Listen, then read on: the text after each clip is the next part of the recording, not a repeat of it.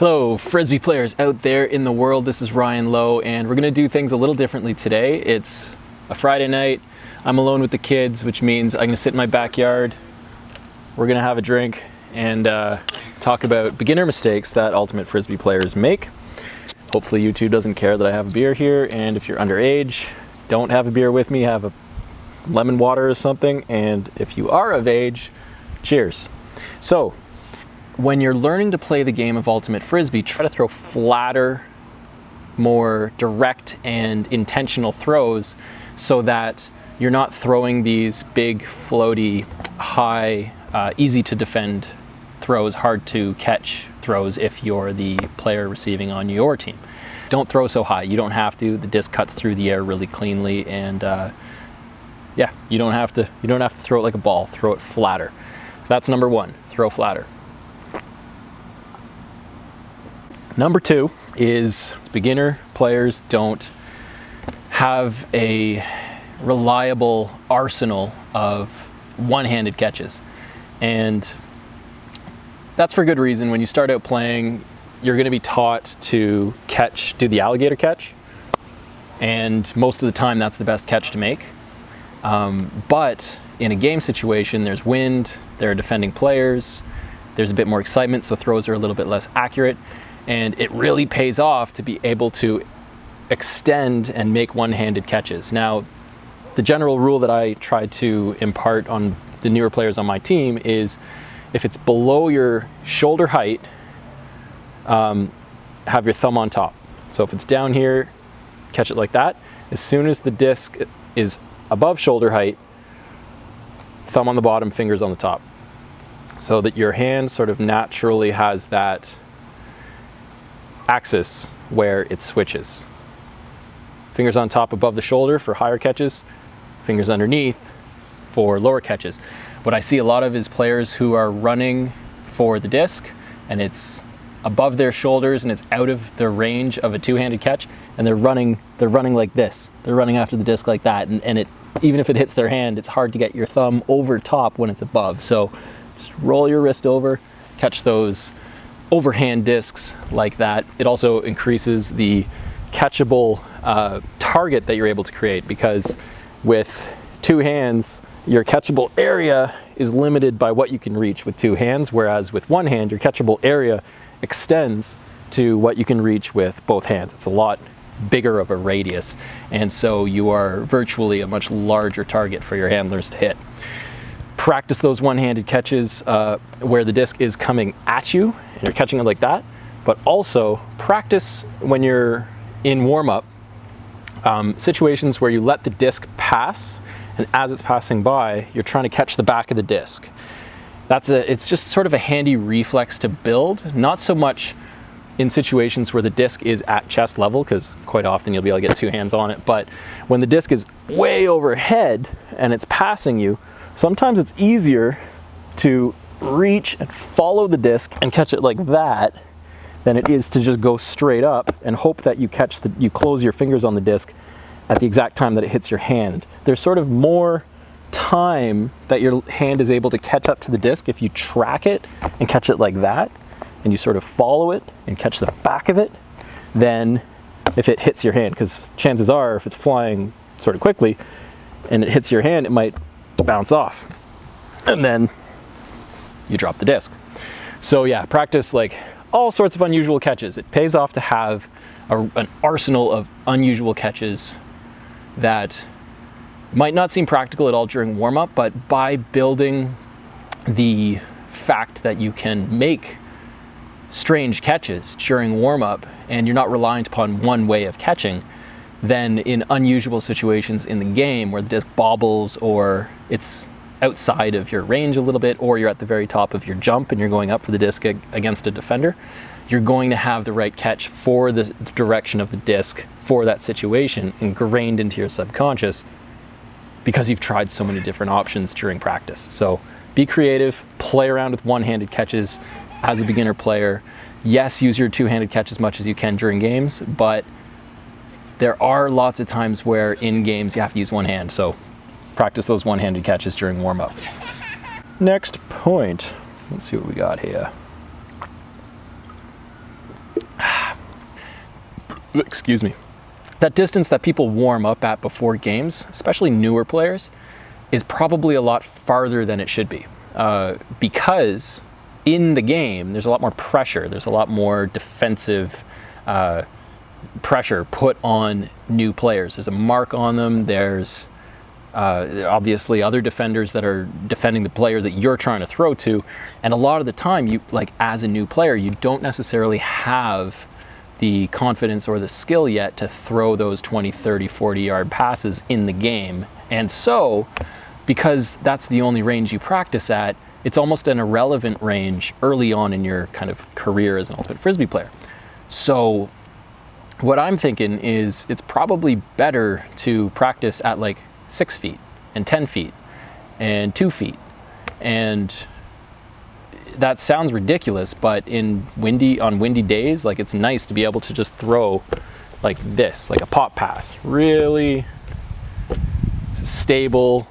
There's a little bit of breeze here, so like I can just pop that up, and it's something that somebody could run by at top speed. And if I just kind of like pop that up, they can run through and grab it. So a pop pass is a really handy throw to practice popping a short pass between two players. And a pop pass isn't a backhand that you throw at them. A short range backhand is actually quite tricky to catch if you're throwing it at the person, and short range flick is also quite tricky to catch if you're flicking it right into their gut and if they're cutting toward you. So a better option is, what I do for a pop pass is I splay my fingers out and I actually push up on the disc as I twist my wrist and add some spin. So I'm actually just going to demonstrate this at a bit more of a range here. It's awkward because the camera's so low, but I'm like pushing the air, I'm pushing the disc straight up, and I'm adding a little bit of wrist twist to it as I'm pushing the disc up. So I'm trying to create like a flat release on it. I want it to spin in the air like kind of like a pizza. So that's a pop pass. And practicing popping the disc back and forth at short range is an excellent thing for beginning players to work on. So yeah, get that pop pass going. I think the pop pass is more important than the backhand, more important than the forehand for absolute new players. If they have a pop pass, then they can be a valuable cutter and handlers can run in behind them. The beginning player can just do like a big fake hammer upfield, get their mark to bite on that. They don't know they're not going to throw upfield. It might seem like they're gonna. You really sell that with a big step, big exaggerated upfield motion. You turn around, pop pass to your handler, and then cut. And that might be a really useful way to get involved with a game early on as a beginner. I know that I love to throw to players who kind of have that reliable short range throw, because I know that if they get in trouble, like, I can run in there and get the disc back if I need to. Next, beginners don't know they need to come to the disc. And again, that's because in rec Frisbee, you don't practice like accelerating into a disc, and it's also kind of an awkward thing to be doing, running towards something that's running at you. And what other game is that relevant? Like, I guess maybe in hockey you'd have to skate toward the disc. Maybe actually almost all games you have to move toward your pass in order to not let your defender intercept it. But I think it's especially true in Frisbee, where the disc is so floaty a lot of the time, or the pass might not quite be as crisp as it could be, and it's coming toward you and you're new to the game, so you're standing there and you're waiting for the pass just like you would in warm-up, but your defender comes running up behind you. The people on your sidelines are yelling, come to, come to. You might not even know what that means. What are we doing? Here we go, Oren. C'est bon. Hey, c'est bon. Here it comes. Nice look. Go to. Nice job, Aaron. Good hands. Yannick, coming. Come to, Ty. Yeah. But come to just means running at the disc. Run as, like, accelerate into the disc and make the catch. The thing about running into a disc is that it's a little bit frightening, because the disc is also coming at you. So it's as if the disc is traveling, like, you know, maybe not twice as fast because you're not running as fast as the Frisbee is, but it's coming in pretty fast. Now, I've seen players go to make their two-handed, like, alligator catch, And because they're not used to the disc traveling that quickly at them and they're running at it, it gets through the alligator and just hits them in the face. I actually just hit myself right in the mouth doing that. Oh, and I have mosquitoes biting my feet. Got them. I don't know if you saw that.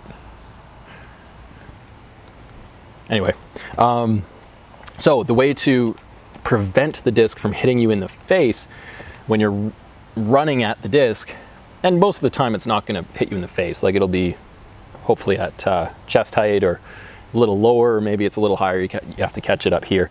But if it's coming at your face, sometimes there's not a whole lot you can do about that, except bring your hands together and let the disc hit right in the seam. Right in the seam. Oh, it's hard to do it. Right in the seam of your two hands. So if the disc's coming at you really hard, you can defend your face while still catching with two hands, and you're just kind of like closing that gap. It's hitting right here, and a lot of the time the impact of the disc hitting your hands helps your hands close. So it's like kind of solves the timing issue. And your hands are kind of like, they're not stiff, like they're tight together, but your hands themselves are relaxed and ready to grab that disc. Just the last thing I'll say about coming to and generally catching discs that are coming quickly at you is that yes, that V catch is handy for protecting your face. If there's no other option, the disc's coming at your face, like bring your hands together. But a better habit to get into for sure is to just like hop a little bit and try to catch the disc more at chest height. Like you'll see advanced players, they have that habit. When you start to look for it, you'll see it everywhere. Advanced players prefer to catch the disc here at chest height. That's just the most stable place to catch a Frisbee. If it hits you in the chest, you'll probably still make the catch. So it's great to get into the habit of when the disc is a little bit high, just hop up a little bit, make the catch at chest height. The next thing that beginners don't quite do enough of, I'm still reading off the blog post here, is eye contact and creating targets with their hands or creating like pointing to open space. And I think that might be because beginners don't always necessarily want the disc. And I know when I started to play, I was a little bit shyer about my playing style. I was young. I was 14 when I started. I'm 33 now. Oh, that's why I'm an old man in this game. And when I was playing, I wasn't confident in my handling abilities. So there was kind of this paradox where I wanted to be playing, I wanted to get open, and yet there was this dissonance because sometimes the disc would come to me and I'd be like, oh shit, now I got the disc. What do? I'm not a strong handler yet. That's where the pop pass comes in. That's where you practice those short range throws because your handlers will come and support you. You'll get a cut, you'll get it. But overcoming that is what I'm going to talk about, I think, in the rest of this monologue here. And establishing that security with your team, establishing some trust with your team, and the fact that like it's okay to fail. Like you're out there, everybody started as a beginner at some point. Everybody made all these mistakes at some point. And it's okay to make all these mistakes now. So try to remember that when you're playing. Try to remember that like this is just a game. It is just Frisbee. Like it's just a piece of plastic we're throwing around and chasing. It's kind of a silly thing. Try not to get too involved in the score. Try not to worry too much about winning. And I think as such, some of that pressure can go away and you can become more willing to try to get the disc. Now, here are the things that I love to see as a handler when somebody's cutting. I love to see eye contact. I love to see players look me in the eyes, lock eyes with me, maintain eye contact, create a target for me to throw at. When I see those things, it's like everything else goes away. Like that's the person I'm going to hit. The other really irresistible thing, because I love to throw long, is when people look at me and they're like behind their defender, so their defender doesn't see they're doing this, and they're going like this. They're like excited and they're like pointing upfield toward the end zone. I'm just like, damn, let's do this. Bam, throw the long stuff. So that comes from wanting it. The eye contact, like you make eye contact and you're like, I want this disc. You can also yell. When the handler catches the disc, it's chaos around them. They've got maybe a cup on them, or their man is immediately starting to mark them. And if you yell, yeah, open, like anything, you just like make noise. If you're open, that's a great way to get more passes. So communication, wanting the disc, making eye contact, creating those targets for the handler to throw to, and pointing to the space you're about to run to, especially when your mark isn't, or when your defender isn't looking at you. Great ways to get a lot more throws in the game. On defense, this is still just riffing off the idea of the handler, because the handler is controlling what the play evolves into. I'm a riskier defender in that I spend a lot of time watching the handler and trying to predict what the handler is going to do. And if it doesn't look like the handler is going to throw to my player, I'm likely to cheat a little bit toward where I think the handler is going to throw. Like, I'll start to move toward that throwing lane.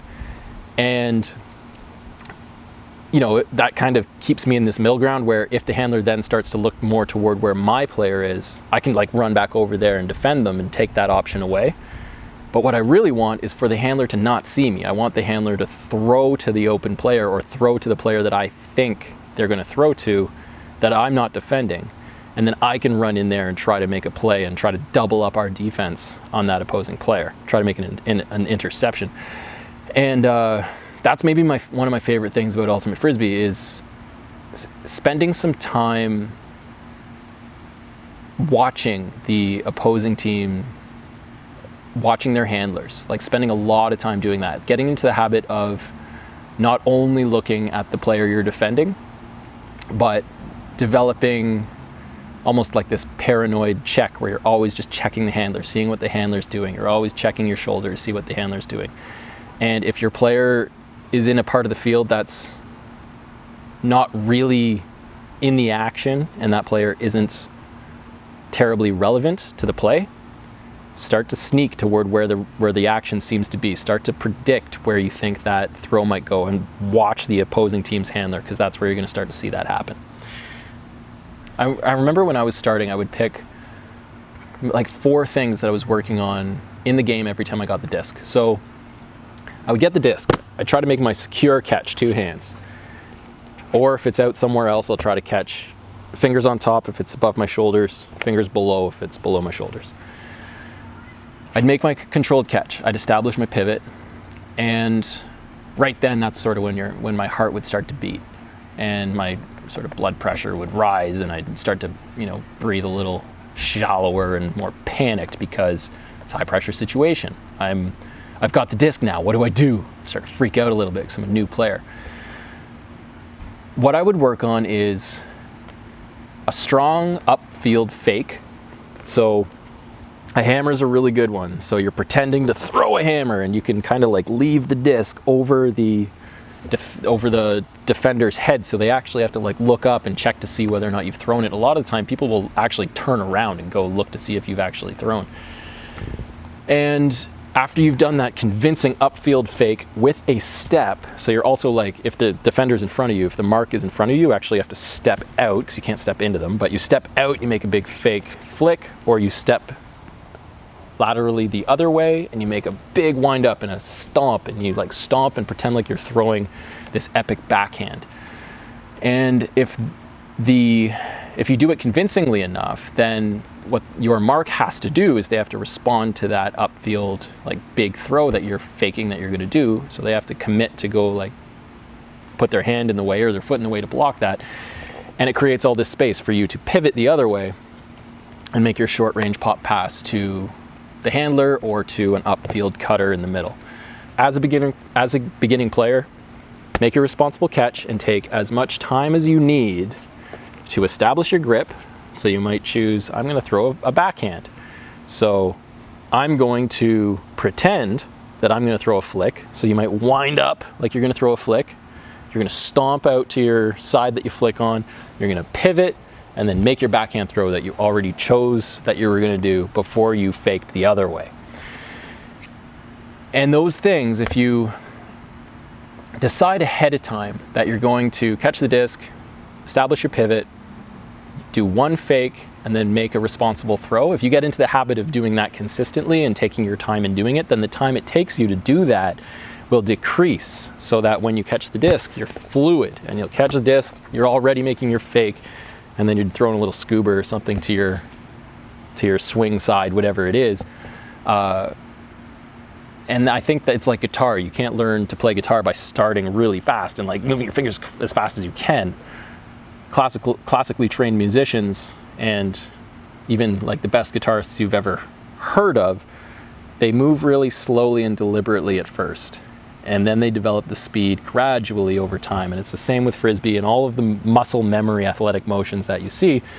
It's best to make your catch, get your grip, make a decisive controlled throw, take your time and do that slowly, and let that get ingrained into your muscle memory so that eventually you're doing it very fluidly, and then you're able to catch the disc and throw before the mark even sets up on you. And that's kind of how I try to play, is where like I like to catch the disc and throw to my very first open player. I try not to let the experience of the player I'm throwing to impact my choice as to whether or not I throw to them at all. Like I want to throw to my new players as readily as I throw to my experienced sort of veteran teammates. Like I want to hit them all equally and reward whoever's open with an immediate pass. And eventually I'd love for my team to also be throwing that way too, where they catch the disc, they see an open player, they take the time that is necessary for them to make a controlled throw to whoever is open, regardless of skill level. This is a funny one, but beginner players forget to cut their fingernails. I don't know if it's going to focus on my fingernails, but even at this length, my fingernails bother me. They're only like 1 millimeter or 2 millimeters long. But when they're on the Frisbee, like, I don't know if you can hear that, but like I'm scratching the disc. I can't, like, on my backhand, I can feel my fingernails kind of curling up against the lip of the disc, and you don't get as much traction when your fingernails are long. And freestyle players, if you've ever seen freestyle disc, like they'll spin the disc and they'll stall. They'll do this nail delay where the disc is spinning, and because there's no friction, because their fingernails are long, the disc can spin on that edge for like, I don't know, 20 or 30 seconds. Like it's a long time, and they like lubricate the underside of the disc and everything. But the idea there is that long fingernails decrease traction, decrease friction on the Frisbee. And that's useful for freestyle players, freestyle like disc guys, but it's a horrible thing for an ultimate Frisbee player to lose grip on the disc because of their fingernails. So if your fingernails are long and you're just getting into ultimate Frisbee, consider cutting them short, because it will really help with your grip, forehand, backhand especially, and catching. Like even my wedding ring, like I notice when I play and I've got my wedding ring on, there have been times where like it hits that finger first, and I can tell that there's less traction than there would be if I wasn't wearing the ring. The other mistake that I see a lot of new players make is just a technical thing. It's that new players are throwing too much power, too much arm, too much force, not enough wrist. So that's self-explanatory. When you're like really using a lot of arm, the disc is coming out, and if it's not flying the way you want, it's probably a spin problem. So you can like immediately get more spin. The simplest way to do that is to start your throw already wound up. I cover this in the backhand video, I cover this in the forehand video, but like 99% of the beginners that start throwing Frisbees are throwing from too neutral a starting position, and they just don't have enough spin to support longer throws. Get more spin by really cocking your wrist and getting that crazy wind up, because when you throw that, there's going to be a lot more spin coming out of a lot more spin and snap coming out of that position, and bringing your wrist all the way back as much as you can for your forehand coming out of that position, than a more neutral starting point. Like that forehand starting point, I guess for two-fingered throwers, that forehand starting point, it's really hard to get spin from there. It's way easier to get spin from way. Okay, my camera died, so I'm back, and all I was finishing with was, yeah, when you have your wrist loaded up, you're gonna get better spin. The last thing, the very final point I'm gonna make here is, I see beginners give up on the disc a little bit too soon. Maybe they went to catch the disc and it bobbled a little bit, and because it was bobbling through the air, they just kind of thought, okay, well, I dropped it.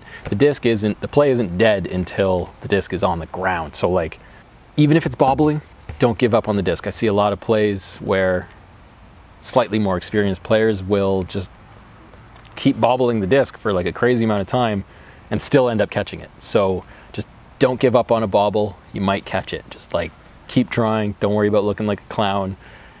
It's so epic when somebody comes up with a disc that's just like flopping around through the air.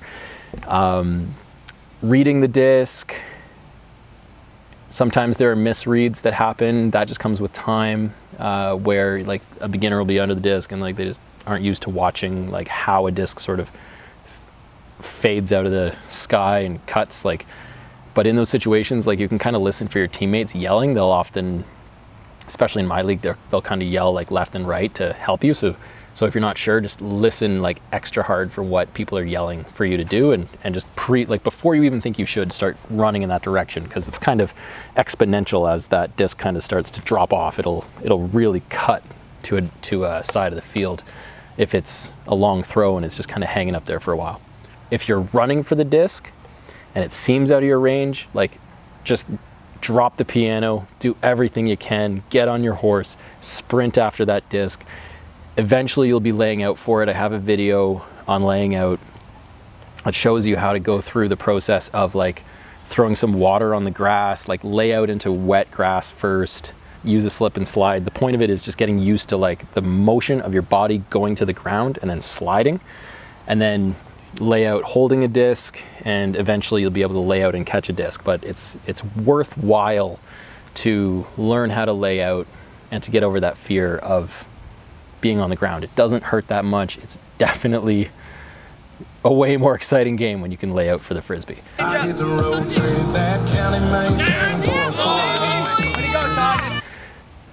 Anyway, I'm gonna wrap up with that. Thanks for watching. This was a really long one, so I appreciate you guys sticking with me for all of it. I want to say a huge thank you to Art Seom. I really hope I'm saying that properly. He sent me a postcard from China and this awesome Chinese Frisbee. I was helping him with his forehand throw. He was sending me videos of his forehand. Like, you guys can absolutely do that. Like, if you're practicing the forehand, I have that training video, which I always talk about, but it's the very like most useful piece of information that I can give you guys is that training video. So if you haven't already, go to frisbeethrows.com. Give me your email address. I'll send you that training, and we can start working on your forehand, get it going a lot farther. So I did that with Art Seom, and he got his IO looking really good. His forehand's like going real far now, and he sent me a Frisbee. So thanks so much, man. The rest of you, take care, have fun. I love you guys. Oh, that's so close. I want to like bring it closer down. There it is. That was sick.